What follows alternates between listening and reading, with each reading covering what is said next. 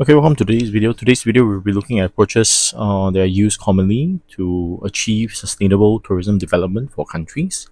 So there are actually only three components that we are looking at for this current syllabus that you're on. Okay, ecotourism, how communities embark on community-based tourism, as well as a subset of community-based tourism. Actually, this Venn diagram here is probably drawn by a geographer, so it's not exactly very accurate. Okay, how pro-poor tourism, subset of community-based tourism, is another type of approach that can be achieved or can be used to hopefully achieve sustainable tourism development. So what are we looking at in terms of ecotourism, right? Once again, you must remember when we are talking about sustainability, right? You need to have this idea of longevity within and the effectiveness itself. If there's no longevity, it's a one-off. After a few runs, actually degrades the place even more. Then it doesn't work, right? But in terms of looking at effectiveness here, ecotourism, you need to look at whether, firstly, is there a diverse set of approaches, right? From hard ecotourism to soft ecotourism. Okay. Um, Longevity wise, we mentioned that a bit earlier. Limitations to uncertainty, whether it can be continued, or whether it can be involving the local communities and it can be self-running in the long run. So in terms of ecotourism, what are we looking at? Generally, for ecotourism, you are looking at natural areas, whether it's in Singapore, which we have very little of, or anywhere else in the world, right? When you're looking at ecotourism, you are looking at a nature-based scenic experience. Okay. So what is essential to that is of course conserving nature, lah, because if you destroy the nature, then there's no way we can do this at all, right? Further on, you need to know about how it benefits the local community. What are some of these long-term incentives they can offer to the stakeholders involved in this?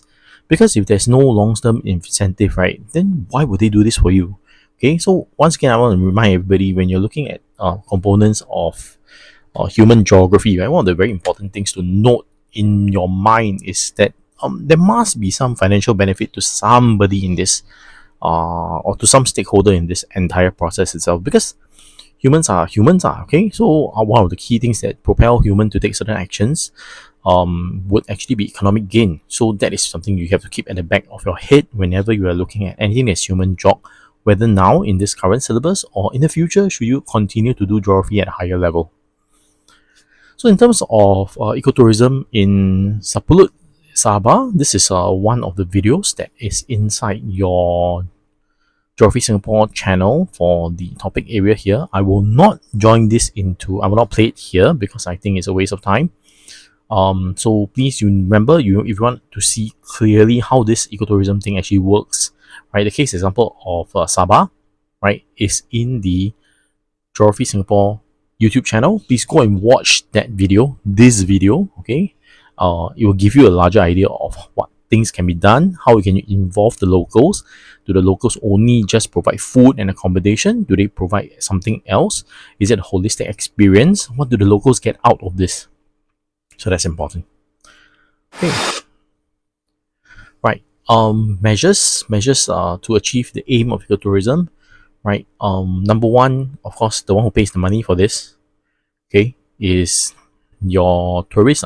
So you need to educate the tourists and you increase their ability to appreciate nature. That's very, very important, because for many tourists, especially for those who are in the lower middle income group in developing countries, right, nature isn't exactly one of the high ranking things on their mind. Okay, when they start tourism, right, ecotourism is really not something they're concerned with. They're concerned with more the consumerism style of tourism, right? Buying stuff,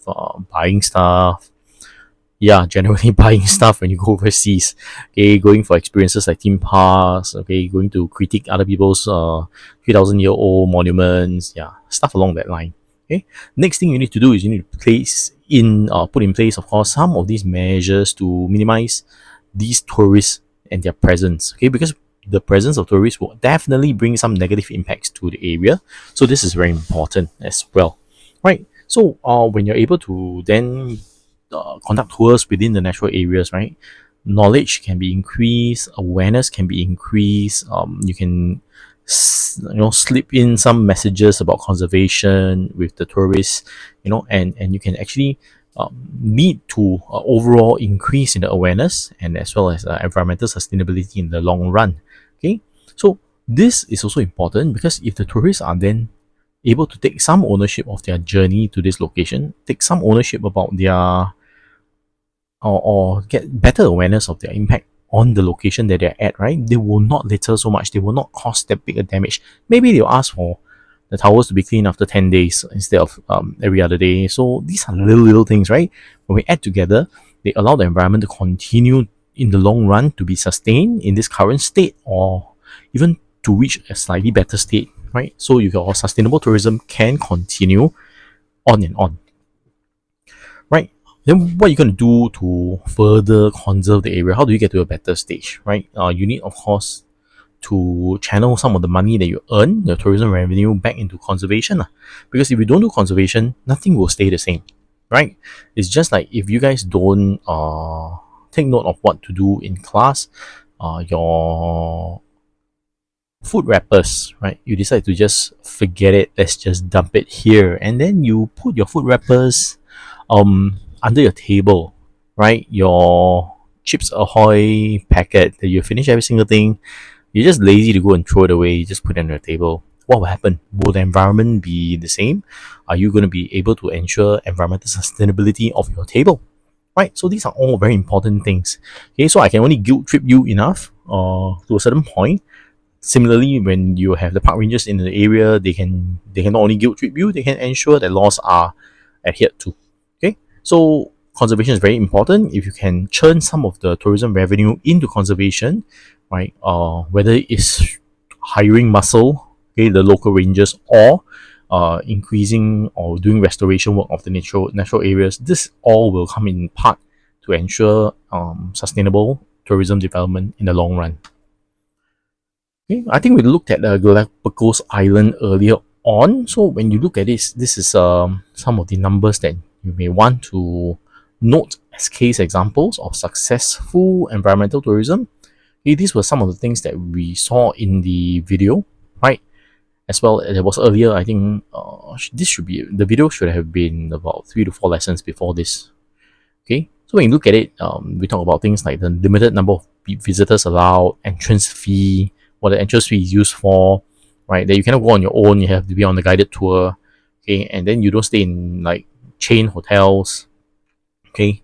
There isn't large chain hotels. The locals offer homestays, so the money is actually churned into the local economy itself, and so there's general preservation and sustainability in this form of ecotourism in Galapagos Islands. Okay, so earlier on in the start of the video, we talked about hard and soft ecotourism, right? Hard, you may be thinking of it in terms of like the hardcore style of ecotourism, okay, where you really into it, right? You really want to have a strong commitment. You want to have very little impact. You don't want to damage the earth at all. So very few no services. You don't need a flush toilet. You know, you can live out rough in tents. You're going to live sustainably, right? You are going to really use very little services, modern services, right? But you will need a specialist tour operator because this is very, very niche and not many people are able to accept this kind of hard ecotourism, right? Of course, then there is the other type, the large, the softer ecotourism style where you have an awareness, right?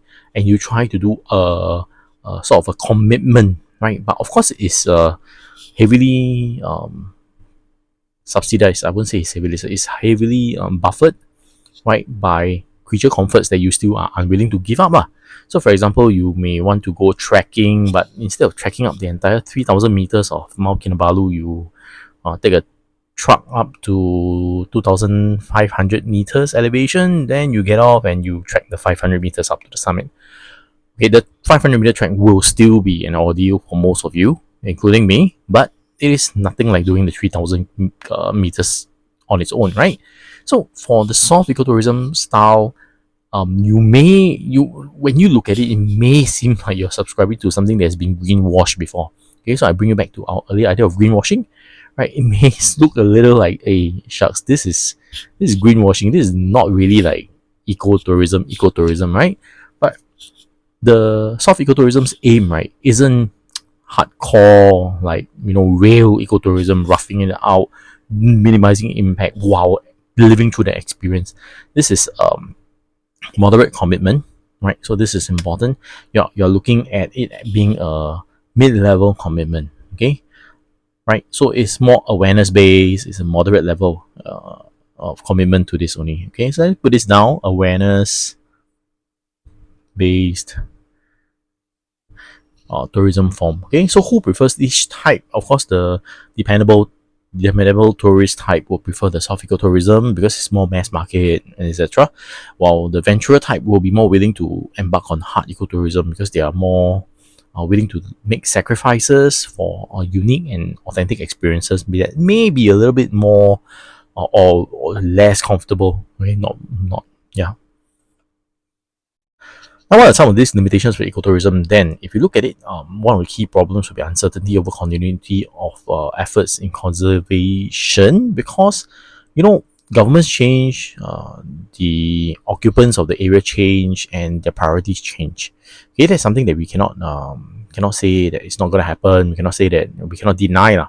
Okay, it's going to happen. Uncertainty with continuity will always happen because change is the only constant in life. Okay, the second one will be changed over how the local communities would like to work with the ecotourism components over time.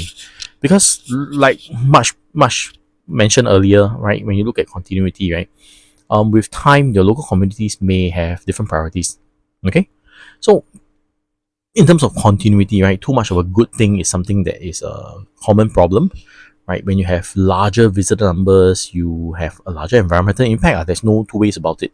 More people equals more litter. Whether the people litter on or litter a lot or litter very little, tongue twister. The issue of having larger visitor numbers will always have a larger environmental impact. That's for sure. Okay. It's like even if you don't think about the actual littering, like in class. Okay, if I have like 40 of you in class versus like I have 15 of you in class, the amount of hair that I gather at the end of a month swept up from all the corners of the classroom will be vastly different because 15 people cannot drop as much hair as 40 people, right? So keep that in mind. Okay, and the other problem is over time, right? Money talks. Okay, as the locals see more and more money, as the stakeholders, not only the locals, the people who are working in this see more and more money coming in, what will their change in prerogative be? Right, so this is very, very important. The profit motivation, right, sometimes can override. It doesn't happen at the beginning because nobody sees the money at the beginning, right? But you give it time, give it 5 years, 10 years, 15 years, where everybody then now starts to see, oh gosh, this thing is churning me so much money, right? Then what will you do? Will I continue to keep numbers in check, or would I like, shucks, I'm all going to be alive for 40 more years on this planet? Let's go hard or go home, right? Let's take as many tourists as we can, earn as much as we can in the next 15 years. Okay, so motivation for profit is a big problem. Okay, in terms of local community, sometimes manpower is going to be an issue. Okay, increase in demands because you have more and more people. You may have to then succumb to using non-local manpower, right? The locals may not be trained, right, to provide some of these services. So if your NGOs or non-governmental organizations are not able to come in, your government is not able to come in to provide the training, then it's going to be like a bit of a dissonance. Initially when you have the first tourists arrive, right, bear in mind these will not be your dependable tourists. These will be your venturer tourists who maybe take more of this kind of rubbish. Okay, let's take it back. Maybe to take a lot more of this kind of inconveniences and non-touristy sort of services because the locals are not trained, but they're okay with that. But as the place gains popularity, right, the locals may not gain the training. Okay, that's not a must. That's not a given. That with popularity, the locals will then go for training. Some of the things that because you live in Singapore, right, you're exposed to certain governmental styles and certain initiatives that seem to be logical and matter of fact to us. It's actually not always common. So even if there's a rise in tourism numbers, the locals may not be trained. So when you have that, you do have NGOs coming in. This is going to be a dissonance between the demands and the needs and the services that can be provided. Okay, then of course there will be your loss of tourism receipts and this in totality may create an uncertain situation in the long run in terms of maintaining and sustaining ecotourism systems. Okay, so I think I will stop here. I will cut the community-based tourism and poor tourism as a separate video because that these two need to stand on its own.